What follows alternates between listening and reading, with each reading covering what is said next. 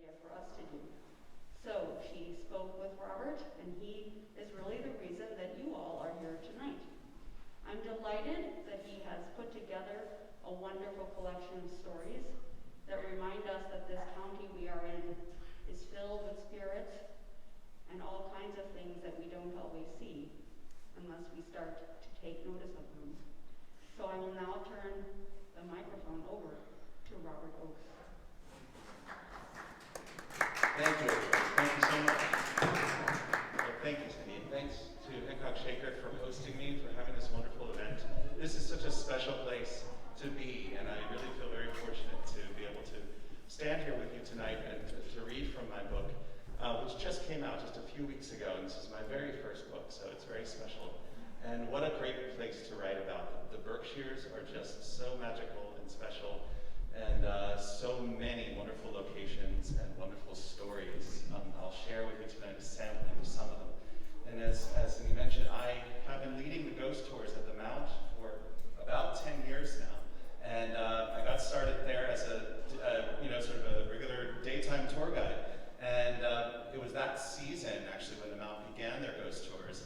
And I was drawn in and became completely taken by the ghost stories of the Mount and the very different atmosphere that you experience when you're there at night. And one of the things I discovered early on in my experience there was something I didn't know about. I was an English major in college. I studied Edith Wharton, the famous designer and resident of the Mount. But I did not know that Edith Wharton, in addition to her society novels like The Age of Innocence and The House of Mirth, also wrote ghost stories in her writing career. And for Wharton, it was an experience where I think she actually was quite afraid of ghost stories. She had a phobia about them that began when she was a child. When she was 9 years old, she suffered typhoid, and it took her a very long time to recover, and she was almost fully recovered when she read a ghost story that sent her into a relapse back to the brink where she nearly died from this. And she said that from this moment on, she was never quite the same. She felt as though she had been plunged into a world haunted by formless horrors. And she believed from then on that it was the ghost story that had this effect on her, that it affected her mind and her psyche in such a way that it actually brought about this physical reaction. And so Wharton had a bit of a fear of these stories, that so much so that she actually burned books over the course during her lifetime if she knew that there were ghost stories inside of those books. And Wharton was always a lover of books. So for her to be burning books, you know that there's something in those stories that was very troubling to her. But I think that Wharton had this feeling about the imagination and its relationship to ghost stories. She felt that what was needed in order to appreciate a ghost story and also to perhaps experience a ghost was a very well-developed imagination, because it is the imagination that allows us to see out beyond our senses, beyond what the world shows us just with our eyes and ears and other senses, and allows us to imagine what might be there in the shadows, what we might not see but nevertheless can feel and experience on an intuitive level, what she called the experience of being a ghost feeler, right? And I don't know if all of you have had this experience, or any of you have had this experience, but you go to a certain location and you feel that it has there a certain presence. Something about that place feels alive with a certain energy. And I feel that the Berkshires has had as many places like that, including this place here that we are right now, Hancock Shaker. And so when you reach out, as Wharton said, into the primeval shadows, into the place of the imagination, and look into the darkness, you can perhaps start to see things that the eye doesn't allow you to see. And so she felt that ghost stories were actually quite good for the imagination and helped us to experience ghosts. And so it was, to do this book, I've been doing the ghost tours at the Mount, as I said, for 10 years.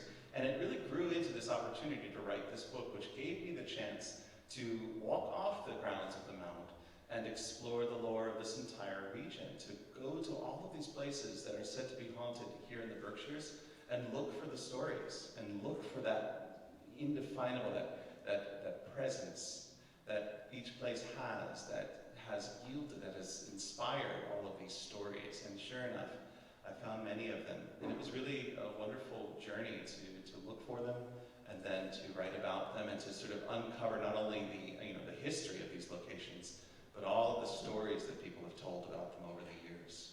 Now, I broke up the book into 5 sections that I felt were sort of representative of the Berkshires. And the first section is all about the hills, the natural locations.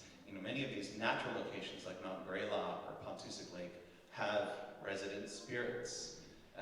Also the houses, so the next section is on the houses. Many of these old Berkshire estates like the Mount and Bedford Hall and other places like that.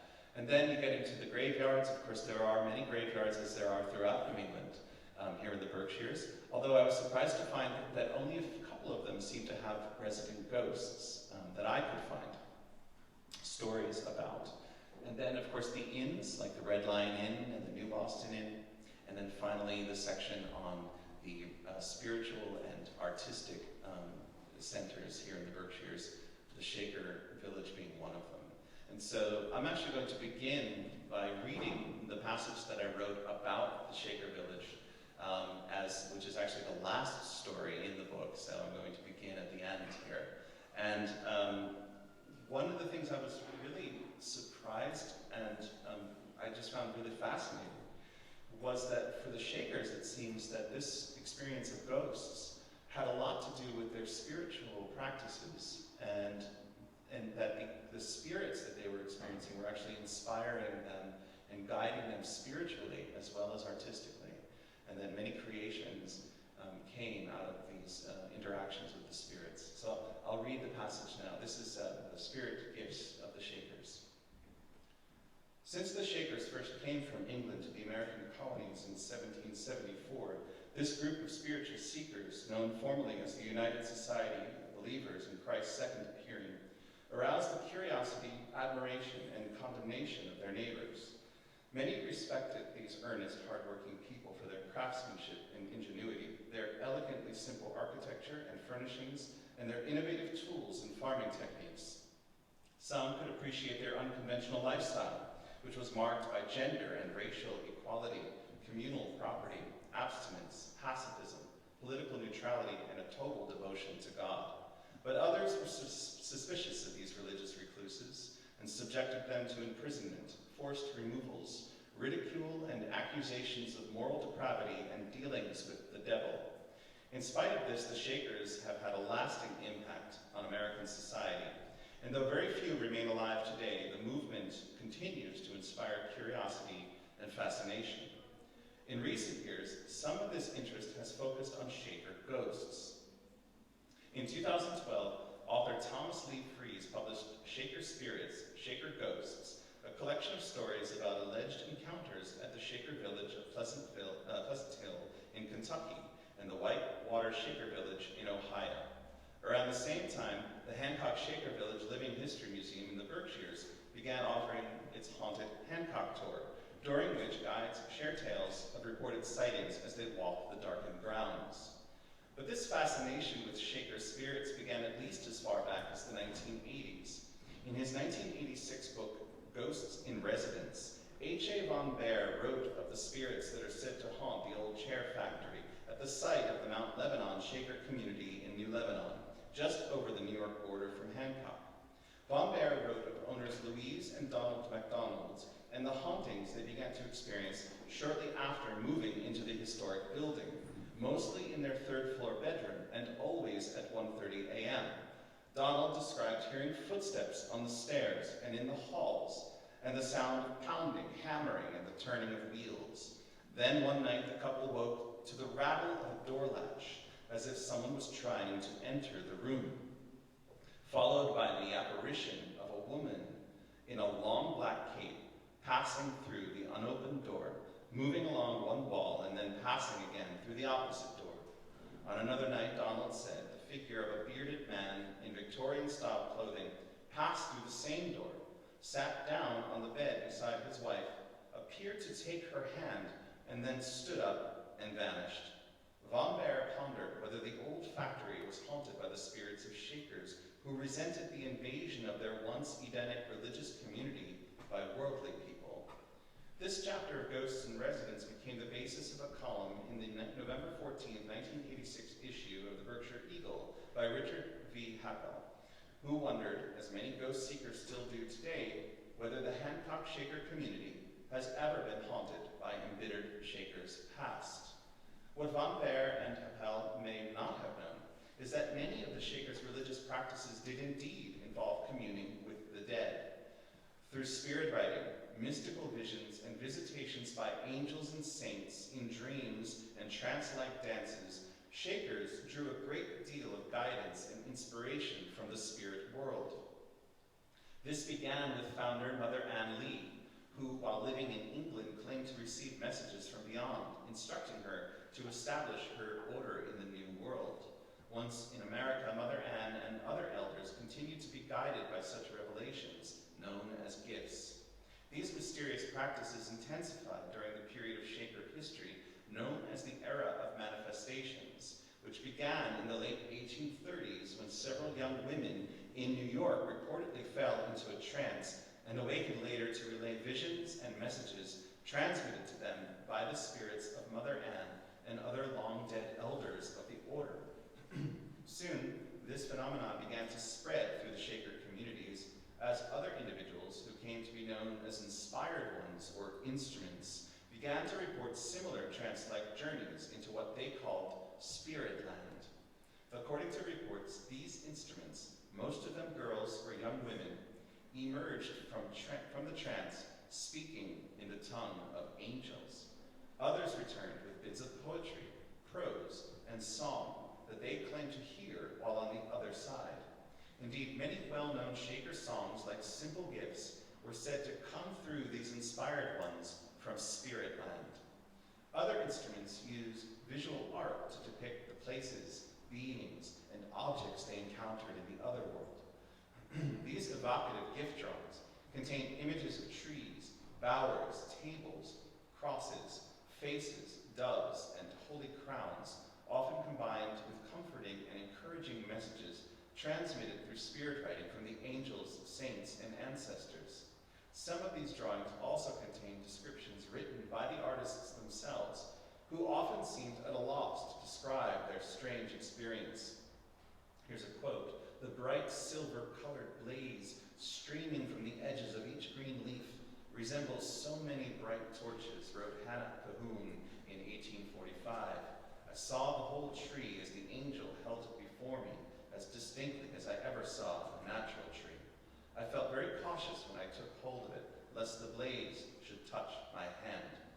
On another tree drawing, Cahoon wrote that when she asked Mother Ann to tell her the name of the tree, the spirit answered her, quote, "By moving the hand of a medium to write twice over, your tree is the tree of life." During these years of spiritual rebirth and tremendous creative output, when inspired instruments produced thousands of songs and drawings, Shaker communities throughout the country also began establishing sacred gathering sites outside their villages, often on nearby mountaintops. Each contained a sacred altar stone, as well as a fountain described at the time as not of literal waters, but of the water of life. Around it, the devotees would whirl and dance and fall under trances, and it is said that thousands of spirits and angels would descend on them from the heavens. After hours of frenzied dancing, instruments were known to faint and then rise up again, speaking in tongues. While these mountaintop gatherings awed some contemporary observers, others mocked them and even suspected satanic ritual.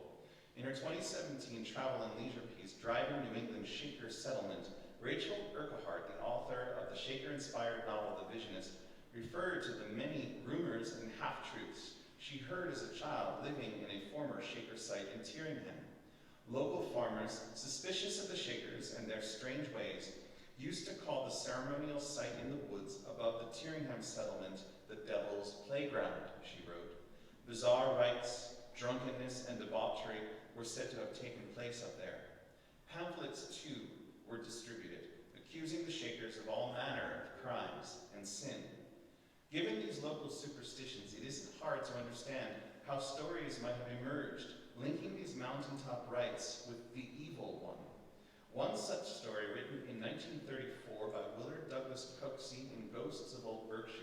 as the devil battle of Mount Sinai, tells of how the Shakers captured and killed the devil at the summit of the sacred mountain. Armed with a Bible and an invisible sword, the spirit warriors of Coxey's tail formed a ring around the base of the mountain and slowly ascended in an ever-tightening circle, singing hymns of faith.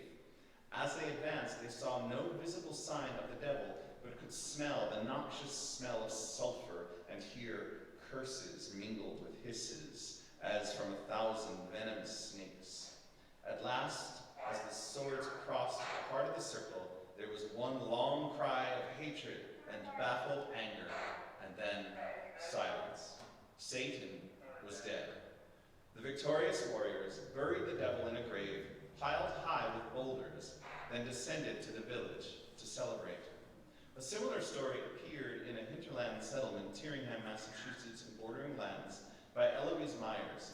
In this story, the Shakers of Tyringham were said to have, quote, driven the devil to the highest hill back of their village, Mount Horeb. There they buried him face down with clamshells in his hands, so that if he dug, he would go deeper instead of digging out. While in both of these stories the Shakers are at least seen to oppose rather than worship the devil, such tales reduce what appears to have been profoundly inspired mystical experiences to the usual moralistic struggle of good against evil. Others at the time seemed to dismiss the Shakers and their strange ways altogether. In her 1849 article, Magnetism Among the Shakers, Catherine Sedgwick described an unexpected visit from an elderly member of the order, whom she described as childlike and simple, content in conscious mediocrity.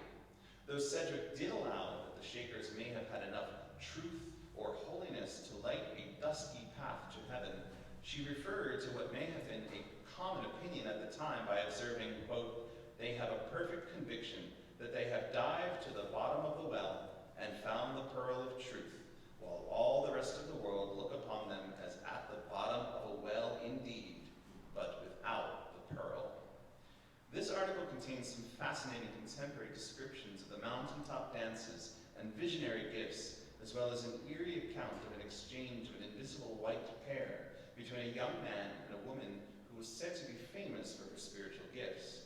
Though the elderly Shaker who visited Sedgwick that night is depicted as sincere in his belief in the spiritual significance of this strange psychic exchange, Sedgwick suggests that the whole thing was nothing more than some clandestine intercourse between two young lovers who were forced to keep their tryst a secret owing to the order's rule of celibacy. The, quote, poor, childlike old man, Sedgwick implied, was just too simple-minded to detect the ruse. By the end of the 1850s, the Shakers had dismantled their holy sites, destroyed the sacred altar stones, and turned their focus once again to the work of farm and factory. Hands to work, hearts to God, as Mother Ann once advised. Though the mountaintop dances stopped and the spirit visions vanished, their impact on the Shaker community and on American culture as a whole continued to resonate and was felt as recently as 2009 when Yo-Yo Ma, Yitzhak Perlman, Anthony McGill, and Gabriela Montero performed John Williams' arrangement of Simple Gifts to commemorate the inauguration of President Barack Obama. An entire nation listened with reverence that day to the simple melody at the core of that complex arrangement.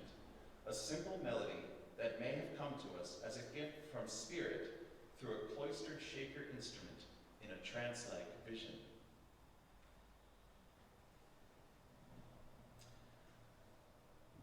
Now, I've taken the walk. I don't know if any of you have taken the walk up to the mountain here, but you can go up to the top there and you can actually stand in this location where the Shakers were said to have had their mountaintop dances and visions. And, you know, it's just a sort of empty field now, but it does have, as I said, it has that kind of resonance as many places here in the Berkshires have. And it's almost, I feel them to be a kind of echo or a resonance of something profound, some powerful experience of the other world or mystical or spiritual connection that you can still feel in many of these places. You know, this is something that we feel at the Mount, you know, this, just that continual recurring sensation that there is something there. And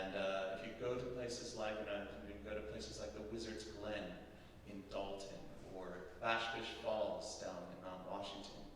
All of these places you can kind of feel, if you just let yourself just stand there for a moment and take it in, you can feel something that seems to be beyond words. And I feel sometimes that these stories that we tell, some of them I think come directly from documented experiences that people say they have had, they have seen or witnessed different things, and so they tell stories about them. Others, I think that people engage with a place, they feel a presence there, and then they imagine what it might be, and they tell a story about it. And so I think a lot of our stories are imagined, but at the core of them is something true, something inexpressible, something that's just beyond our ability to talk about.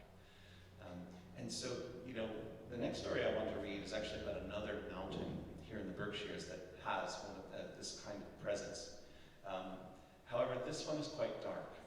This one does not have, I feel, that kind of uplifting spirit that the Shaker Mountain has here.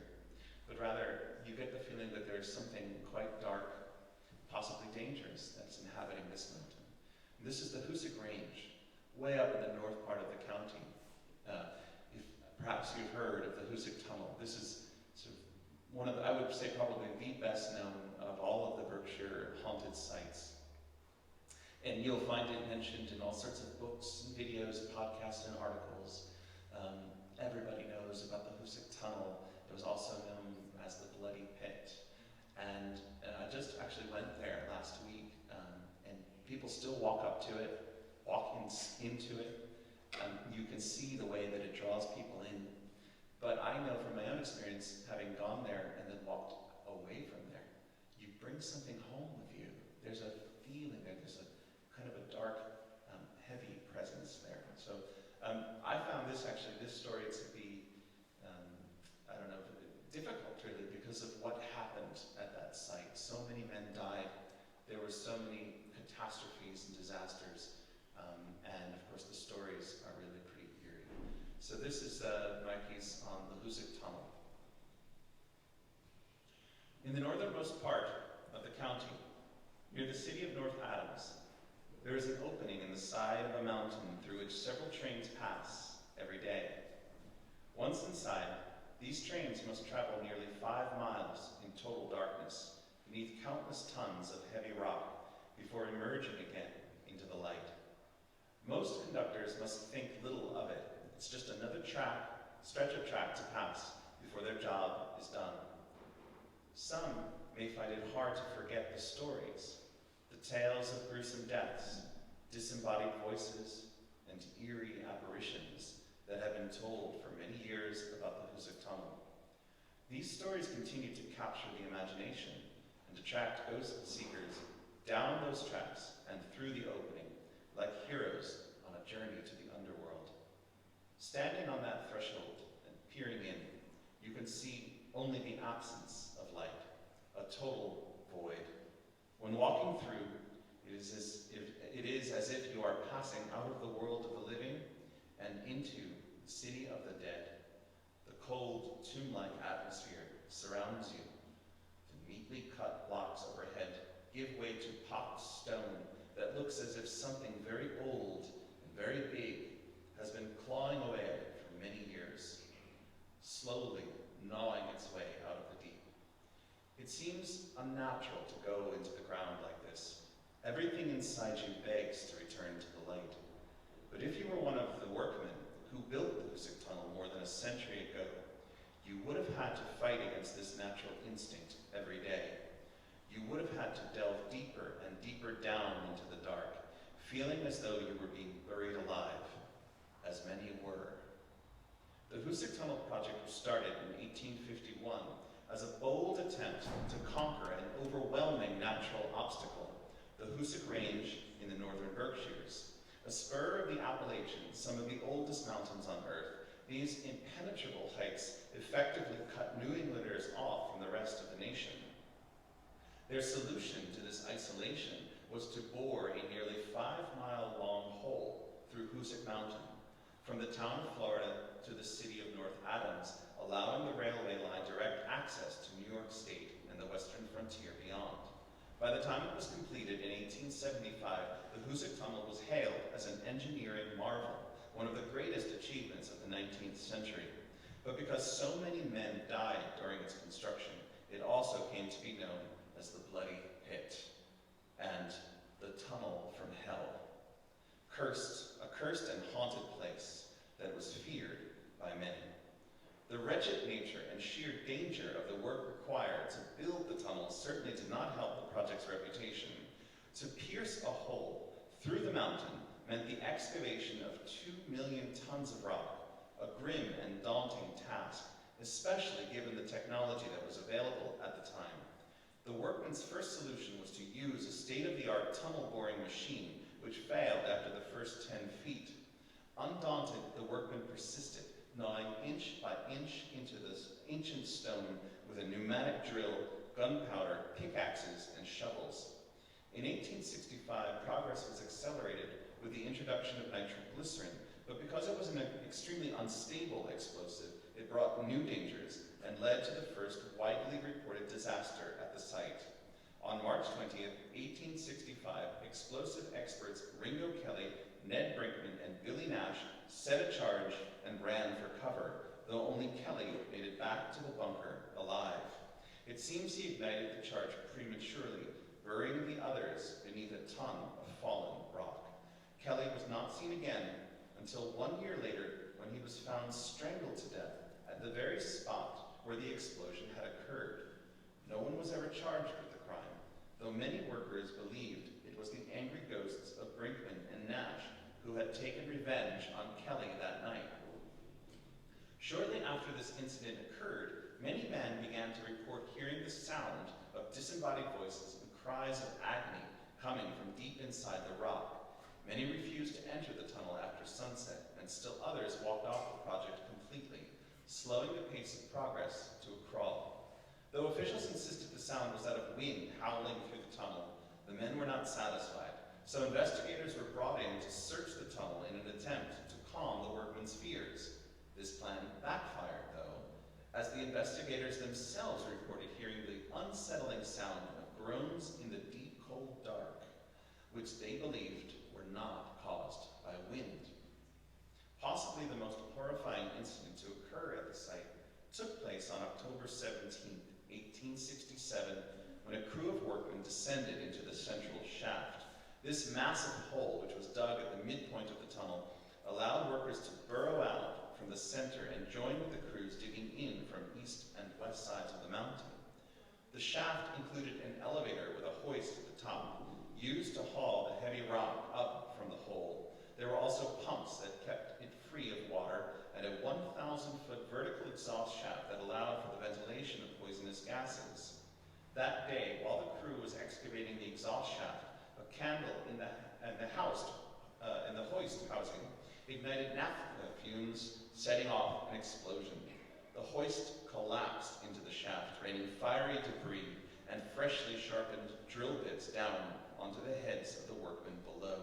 And because the pumps were also destroyed, the shaft began to fill with water and noxious fumes. A man who was sent down to attempt a rescue had to be pulled up quickly from the poisonous cloud. Once he was out, he reportedly gasped, "No hope," before slipping into unconsciousness. Officials concluded that the men below were beyond rescue and no further attempts were made. Months later, workers did reach the bottom, only to discover that several of the men had survived the explosion and falling debris, living long enough to build a raft with which they attempted to float themselves to the surface before dying of suffocation.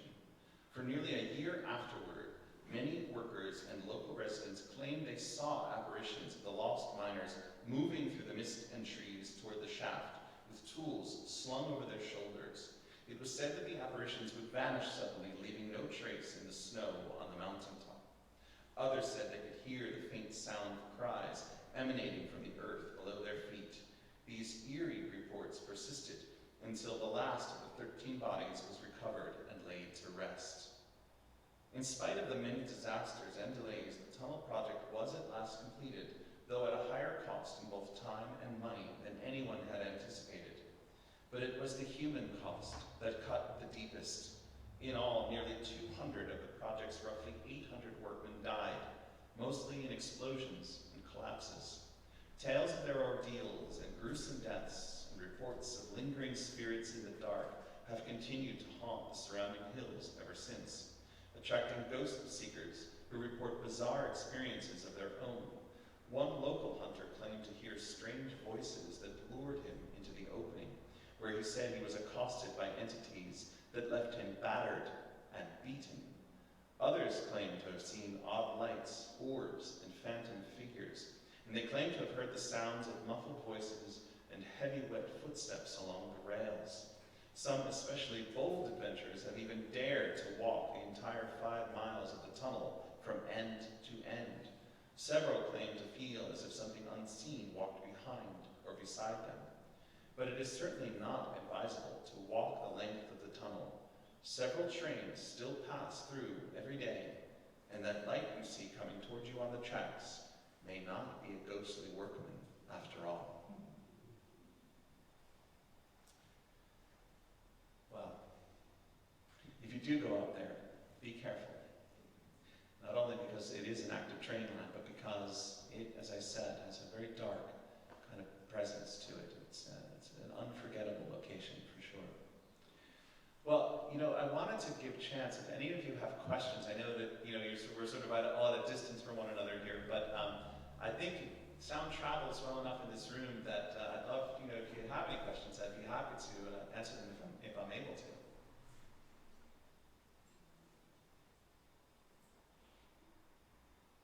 All right. Yes? Have you ever seen a ghost? So I would say that I'm one of the people who feels rather than sees. I don't know that I've ever actually seen a ghost, but I have had experiences, especially at the Mount. I've had the experience of having a feeling as though there was something near me, and that I could feel actually a hand resting on my head. This happened on the bedroom floor of the Mount. And in that same location, I had the experience of actually hearing a voice call my name out. It was a recording that was being made because there was a paranormal investigation group with us that night, and they were doing what's called EVP work, where they will use an audio recorder. They'll ask questions to the room and wait for a response, and you don't hear anything in the room, but when you listen back on the recording, sometimes you can hear voices. And sure enough, on this one particular night, this whole group was with me, and they said to me, "You ask them questions, because you know them, and they know you so well. You've been doing this so long, they'll talk to you." So I said, okay. And so I called out into the room, "Do you know my name?" Now, we heard nothing at the time, but when we went back and listened to the recording, sure enough, you could hear a voice, very gravelly, a little distorted, but it does seem to be saying, "Robert," like that. And it still gives me chills when I hear it now, and I've heard it many times. Yeah. Any other questions? Yeah.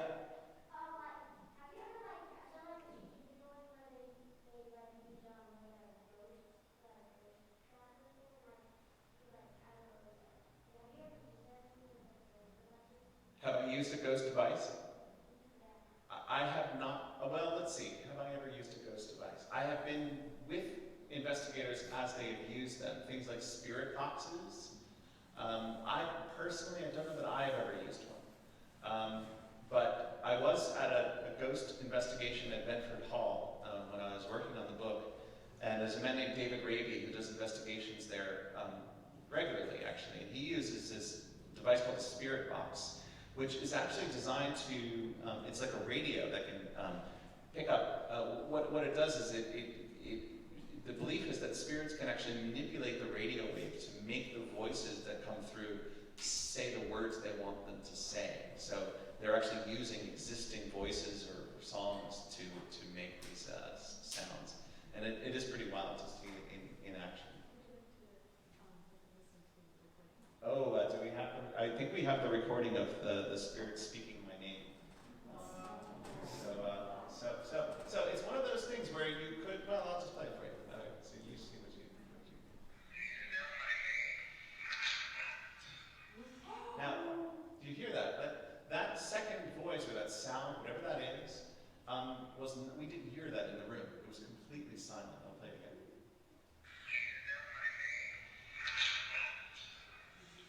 Loud, clear. I mean, it is a little bit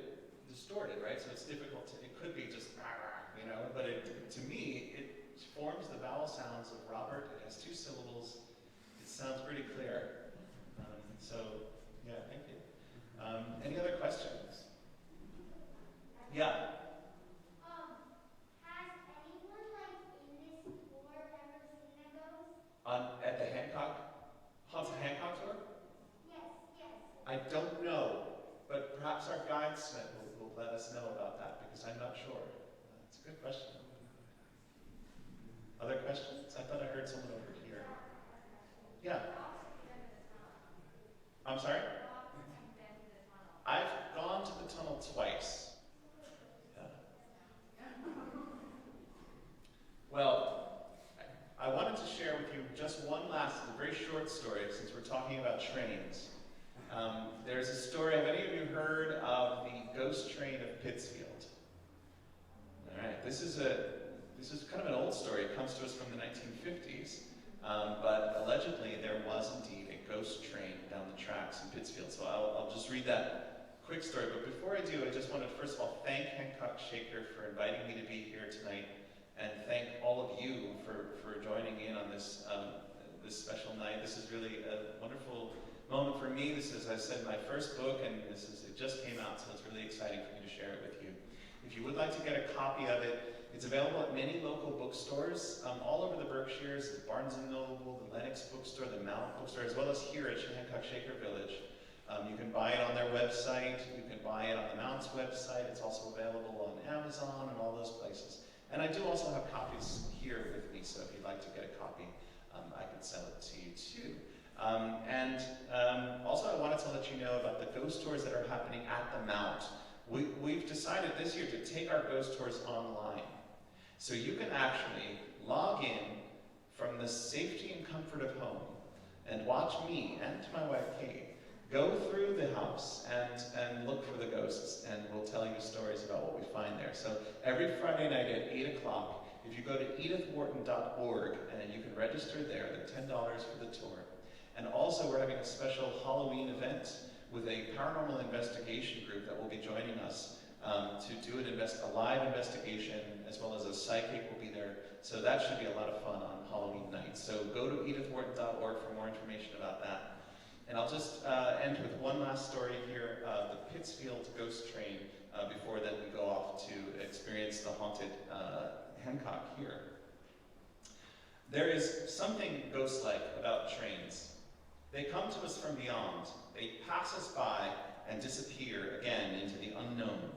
That eerie, distant whistle, that ominous oncoming light, and the sudden dark and silence that follow their passing. All of it seems otherworldly when seen from a certain point of view. Maybe this air of mystery explains why there have been so many stories about ghost trains over the years. And the Berkshires has its own, the Phantom Train of Pittsfield. The year was 1958. The place was the Bridge Lunch Diner, which was formerly located at the intersection of North and Eagle Streets. In the tiny 18-seater, which was perched on the railway bridge at present-day Sotil Park, owner John Quirk and several lunchtime customers were startled by the sudden appearance of an old-fashioned steam train barreling east toward Boston down the seldom-used track. Witnesses reported seeing a baggage car, 5 or 6 coaches, and a coal car so clearly that they could see the glowing embers. When reports of the incident started streaming in, railway officials insisted that no such train had run on that line that day. In fact, they said, no steam engine had run through that region in years. Nevertheless, 1 month later, witnesses again reported seeing a steam engine speed by the diner beneath the Bridge Street overpass, and again train officials dismissed the reports. But the story began to spread. Many said it was the ghost of a passenger train that collided with another in 1865, killing 11. Others connected it to an 1893 incident in which a train bound for Boston was crushed by a collapsing bridge near Chester, resulting in the death of 14 people. Whatever it may have come from, the spectral train did not reappear that year, and indeed there have been no credible reports of sightings since 1958. But the story of the Phantom Train still echoes like a distant whistle through the Berkshire Hills. Well, I want to thank you all so much. something I would encourage, this is what I encourage people when they come to the Mount for a ghost tour, and that is to keep your imagination engaged, keep your senses open, keep your mind open for the possibility that there might be something mysterious out there in the dark, and that with our imaginations we can engage with it, and we can feel those presences in certain locations like this one. And when you do, and if you do, I would hope that you would then tell stories of your own. Thank you all so much, and I'll see you next time. Thank you.